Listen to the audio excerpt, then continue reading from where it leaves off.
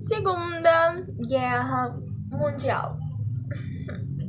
Bom, o fim da Primeira Guerra não significou de maneira nenhuma que o mundo estava em paz. Afinal, o final da Primeira Guerra, a Alemanha foi humilhada. Ela não ia deixar barato, não. O Japão e a Itália, muito assim, que lutaram do lado das nações que venceram a guerra, não receberam o que elas esperavam, né? Então, vai rolar a segunda. Então, a Alemanha, ela foi humilhada pelo Tratado de Versalhes. Então, né? Eita, bebês. Ela ficou com sentimento de revanche. Aí, o Japão e a Itália se sentiram traídos, porque eles lutaram ao lado das nações vencedoras e não receberam o que eles esperavam. E daí que eles se juntaram. O povo se estressou porque eles apenas se juntaram. Aí formou o eixo Roma, Berlim e Tóquio. Roma, porque Itália. Berlim, porque Alemanha. E Tóquio, porque Japão. Aí, né? Aí, eles começaram uma política expansionista. O que é uma política expansionista? Tipo imperialismo, sabe? Tipo, expandir os domínios, sua influência, etc. Lembrando que a Alemanha e Itália estavam aonde? Governos fascistas. Então, em função da Alemanha e da Itália estarem em governos fascistas, isso foi um dos fatores, né, que culminou na Segunda Guerra, né? Justamente por causa de serem governos autoritários, totalitários. Governos fascistas. Aí pegou o Japão e invadiu a China. A Itália invadiu a Etiópia, que já se mantinha independente. A Alemanha se uniu com a Itália e se militarizou. Peraí, Mariana, peraí. A Alemanha se uniu com a Áustria. O que o Tratado de Versalhes dizia? Que não podia se unificar, ou se unir com a Áustria. Era proibido vou lembrar o nome. O Anschluss, que é a união com a Áustria, foi proibida. Foi proibido o que mais, Maria Eduarda? Foi extinta a aviação e a marinha da Alemanha. Ela perdeu as colônias, foi proibida a militarização da região da Renânia, que é uma região fronteiriça com a França. A redução do contingente militar alemão. E o que a Alemanha pegou e fez? Se uniu com a Áustria, justamente desrespeitando o Tratado de Versalhes, reconstruiu sua máquina bélica, aumentou seu contingente militar e reorganizou a marinha e a aviação. Aí, Maria Eduarda, e o que a Inglaterra e a França fez? Nada. E essa união com a Áustria não queria se unir. Não, ela queria. Sem espalhar um único tiro, sem precisar fazer um único alvoroço, se uniu com a Áustria. Por meio de um plebiscito, a Áustria quis, a Alemanha se uniu. Eles são povos igual na Primeira Guerra Mundial, sabe? A Alemanha ficou do lado da Áustria por causa que são povos muito parecidos etnicamente, culturalmente, etc. Blá, blá, blá. A Alemanha e a França não fez nada. Porque a Liga das Nações, que era aquele órgão lá criado para garantir a paz mundial, que não funcionou, justamente o que o 14 pontos de Winston previa, né? Que não era para criar um sentimento de revanchismo, mas criaram, e os Estados Unidos não quis fazer parte da Liga das Nações. Eu já falei. A Liga das Nações não foi capaz de cumprir o seu papel, justamente porque ocorreu a Segunda Guerra Mundial. Então, a Liga das Nações consentia com esse expansionismo do eixo. Justamente porque a Inglaterra e a França elas decidiram adotar uma política chamada política do apaziguamento. Que é tipo assim, paz e amor, ok? Política do apaziguamento. Para evitar uma nova guerra, elas decidiram não se meter, uma neutralidade. E Hitler, muito espertinho, se aproveitou disso e invadiu os Sudetos. O que é os Sudetos, Maria Eduarda? Uma região da Tchecoslováquia, habitada por povos germânicos. Então, ela invadiu. A França e a Inglaterra não fez nada. Aí teve uma conferência chamada Conferência de Munique. A Inglaterra e a França cederam essa parte da Tchecoslováquia para a Alemanha, porque Hitler prometeu que acabava as exigências dele ali. Então, essas duas potências permitiram o anexamento dessa parte da Alemanha com o fim das exigências de Hitler. Só que ele não estava satisfeito, né? Então, em 1939, Hitler anexou de uma vez a Tchecoslováquia toda, inteira, no continente alemão, na Alemanha. O que a França e a Inglaterra fez? Nada! Por quê? Porque ela via esse poder alemão como um modo de impedir o socialismo. Então, eles viam esse avanço do poder alemão, esses regimes fascistas, como uma forma de impedir o avanço do socialismo no continente europeu. Então, eles pensavam assim, é só uma questão de tempo até Hitler atacar Stalin. É só uma questão de tempo. Stalin é o líder, é o presidente não. É o líder da União Soviética naquela época. Só que eles não esperavam por uma coisinha, vou chegar lá. Essa interseção de interesses entre a extrema-direita e as potências capitalistas fica claro quando se fala do fascismo espanhol. O que foi o fascismo espanhol? O que foi a Guerra Civil Espanhola? Fica claro quando se fala da Guerra Civil Espanhola. Vou explicar. Em 1923, para conter a influência, 1923, a Revolução Russa aconteceu em 1917. Em 1923, para conter a influência do socialismo na Espanha, o rei Afonso XIII, ele apoiou uma ditadura militar comandada pelo general Miguel Primo de Rivera. Esse governo era um governo instável, ficou mais instável ainda por causa da crise de 1929, que eu já fiz um vídeo explicando, e aí ele renunciou e fugiu. Quem renunciou fugiu? O general. O general fugiu em 1930. Aí aconteceu uma eleição para a Assembleia Constituinte e adivinha? Quem mais ganhou nas cadeiras dessa eleição foram justamente galerinha de esquerda. Então, com medo desse avanço socialista, o rei abdicou, dando espaço para que esse governo começasse uma reforma agrária. Então, começou o governo socialista. Aí, não se deram satisfeitos, os grupos conservadores voltaram para a Espanha em 1936 com o general Francisco Franco procurando depor a esquerda. E esse movimento gerou uma guerra civil que durou 3 anos. 3 anos! E aí, o governo de coalizão, que é o governo socialista, recebeu um tímido apoio da União Soviética. Então, não foi, tipo assim, a União Soviética não apoiou, não apoiou. Não teve aquele apoio soviético, tipo, mandar tropa, blá, blá, blá, blá, blá. Não. Só que, por outro lado, o general Francisco Franco recebeu o apoio dos regimes fascistas. Tanto que esse governo fascista na Espanha durou até 1970, eu acho. Durou até 1970. E aí, com isso, né, os fascistas conseguiram tomar o poder. E esse governo durou até 1970, chamado franquismo ou falangismo. Por que durou até 1970? Justamente porque esses países ibéricos, Portugal e Espanha, não participaram da guerra. E foi justamente a guerra que depôs os governos fascistas na Itália e na Alemanha, não foi? Foi justamente a guerra que depois desses governos. E a União e os países ibéricos não participaram da guerra. Um dos motivos porque esse governo fascista durou até 1970 e também porque não teve o apoio o movimento socialista não teve o apoio da União Soviética. Então, a união de interesses entre fascismo e potências capitalistas fica claro, né? Porque a França e a Inglaterra decidiram se manter neutras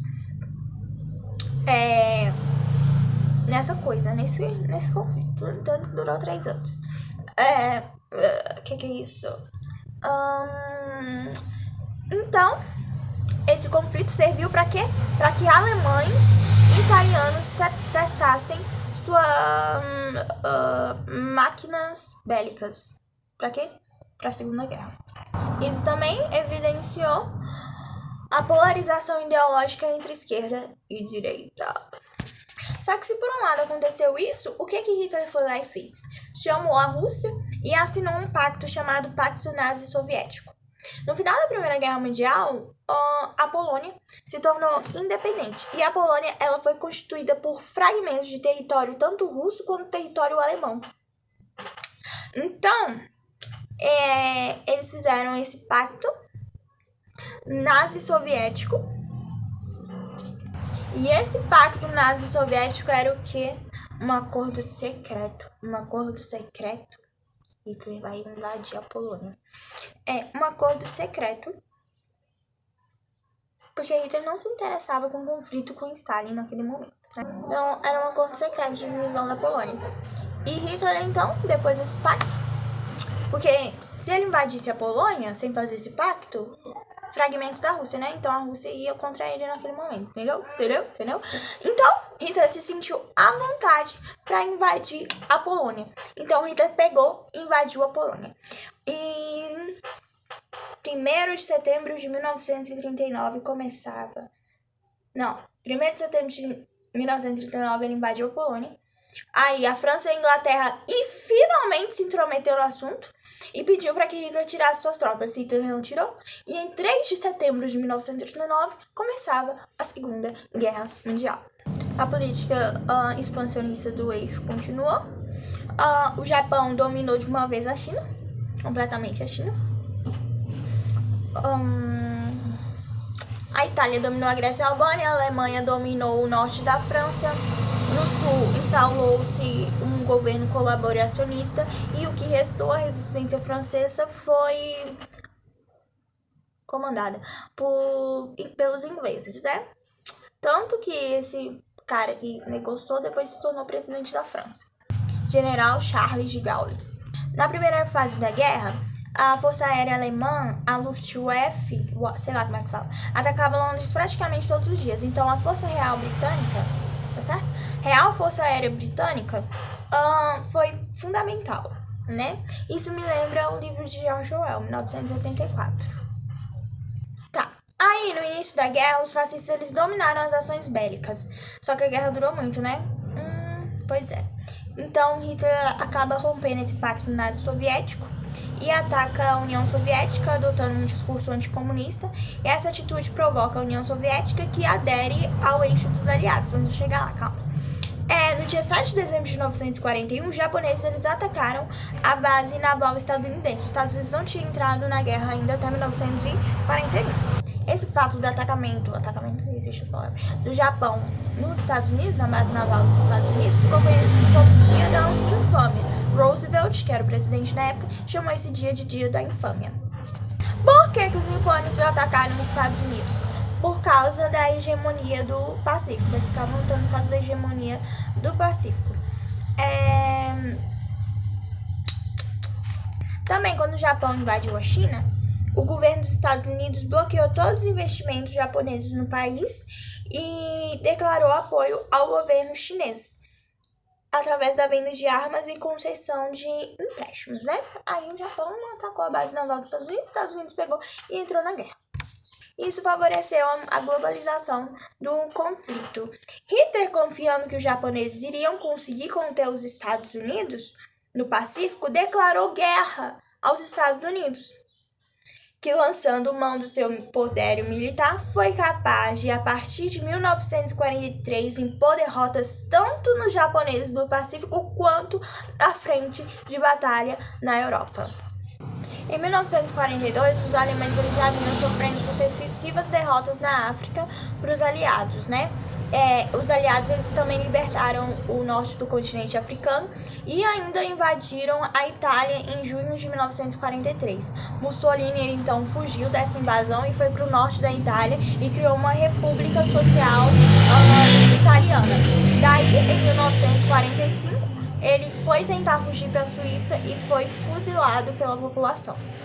Então, perdendo essa importante aliada, né, a Itália, teve que escolher uma das frentes de batalha. Escolheu a Rússia, perdeu. Essa operação foi chamada de Operação Barbarossa, né? Só que tava Tava inverno, frio, na Rússia. Por causa do clima, eles perderam. A vitória dos soviéticos na batalha soviéticos russos de Stalingrado levou os aliados a se unirem à União Soviética. O que aconteceu? Socialismo, capitalismo, o que é isso? Sim, se uniram para lutar contra o inimigo comum que era a Alemanha. Durante a Conferência de Teherã, o exército russo empurrava, isso é importante, o exército russo ele empurrava os alemães, tudo que o alemão tinha conseguido conquistar com o expansionismo, o exército russo começou a empurrar, porque eles estavam ganhando, né? E esse empurramento, onde os russos passavam, eles deixavam governos pró-socialistas, né? Isso foi importante para a constituição da mais tarde Cortina de Ferro. O dia D ficou conhecido como o início da libertação da França do poder alemão, né? Que os aliados estavam conseguindo tirar a Alemanha de lá. Aí, em fevereiro de 1945, antes mesmo da guerra terminar, se reuniram os três: Roosevelt, do ZUA, Stalin, da União Soviética, da URSS, e Churchill, da Inglaterra. Se uniram para quê? Para dividir o mundo em áreas de influência. Antes de terminar, isso foi a Conferência de Potsdam. Não, foi a Conferência de Alta. Aí depois, para confirmar, fizeram a Conferência de Potsdam. Além de criar o Tribunal de Nuremberg, eu não sei falar isso não, Nuremberg, para julgar os crimes de guerra alemães. Aproveitando do enfraquecimento alemão, os soviéticos cercaram Berlim. Hitler então comete suicídio no seu bunker. Com o suicídio de Hitler, as tropas ficaram sem saber o que fazer, então se renderam com a ausência do seu Führer. Aí, porém, ainda estava lutando com o rendimento da Alemanha. O Japão estava lutando sozinho com os kamikazes, né? O Japão resistia com os kamikazes, que eram pilotos suicidas que atiravam seus aviões contra os alvos inimigos. Aí, né, além de tudo, na Conferência de Potsdam, eles planejaram dividir a Alemanha em 4 áreas de influência, né? E, como eu disse, os japoneses estavam lutando praticamente sozinhos, né? Na guerra, os Estados Unidos, poderosíssimo, jogou bomba. E foi isso. Jogaram bomba atômica no dia 6 e 9 de agosto em Hiroshima e Nagasaki. O desastre que aconteceu em Hiroshima e Nagasaki quando os Estados Unidos jogaram bombas atômicas lá, aniquilando a resistência japonesa. E então o Japão se rendeu no dia 2 de setembro, marcando o fim da Segunda Guerra Mundial. O poder bélico dos Estados Unidos, a influência da União Soviética foi fundamental, e a descrença de Hitler na perda e a confiança nos seus aliados e a falta de união, que ele não acreditava na união dos inimigos, foi fundamental para a perda da Alemanha na Segunda Guerra. E no final da Segunda Guerra criou-se a ONU, né? No dia 26 de junho de 1945, os Estados Unidos e outros 50 representantes de 50 países assinaram a Carta de São Francisco, documento que criava a Organização Nacional, Organização das Nações Unidas, a ONU, para garantir a paz mundial. Além da pacificação, os objetivos eram também erradicar problemas de ordem econômica, social, cultural e humanitária, né? Buscar soluções.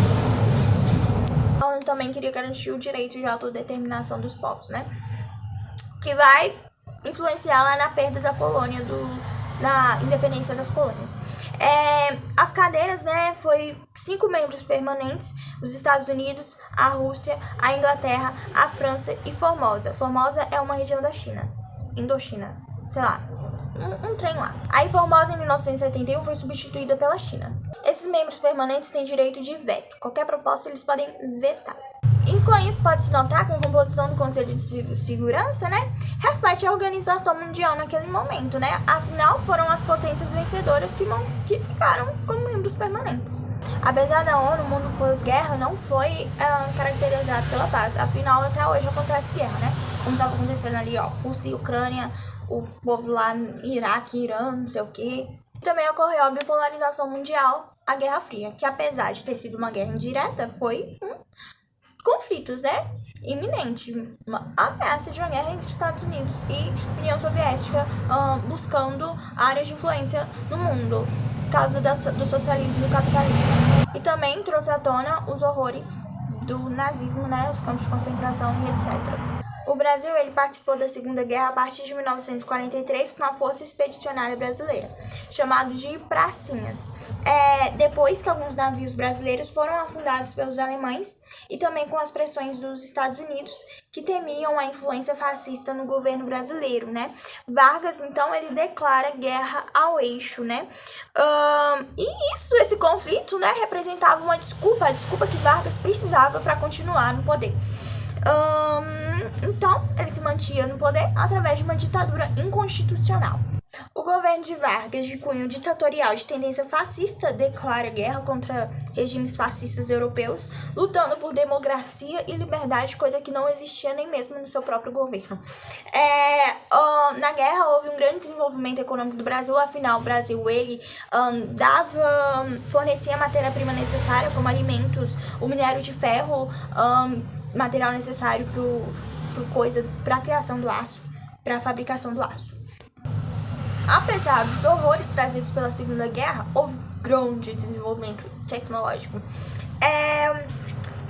Aviação, tecnologia aeroespacial, medicina, comunicação, os avanços científicos eles foram tão importantes que nos primeiros 50 anos do século XX, a humanidade passou por desenvolvimentos maiores do que em qualquer momento da evolução humana.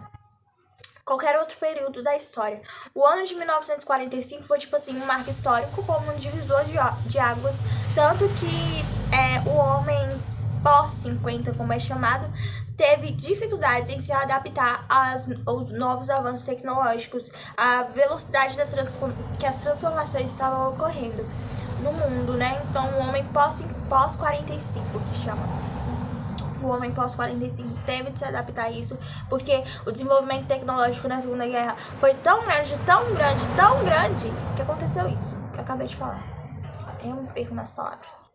Então, resumindo tudo, a Segunda Guerra Mundial foi um conflito causado pelo revanchismo da Alemanha, que foi humilhada pelo Tratado de Versalhes, o Japão e a Itália, que não receberam tudo que eles queriam, e aí a Alemanha com o pacto nazi-soviético secreto, era um acordo secreto, que na verdade era uma divisão da Polônia, invadiu a Polônia. Então, apesar de antes a Inglaterra e a França adotarem a política do apaziguamento, elas finalmente resolveram se intrometer. Por quê? Por que a política do apaziguamento? Porque o avanço do poder alemão na cabeça deles impediu o avanço do socialismo na Europa. Então, quando o Hitler invadiu a Polônia, finalmente declararam guerra. A Alemanha perdeu. A Alemanha foi dividida em 4 áreas de influência. Depois eu vou falar. Isso. Criou a ONU. Depois aconteceu a Guerra Fria. O antissemitismo veio à tona. E deu muita tecnologia. Acabou.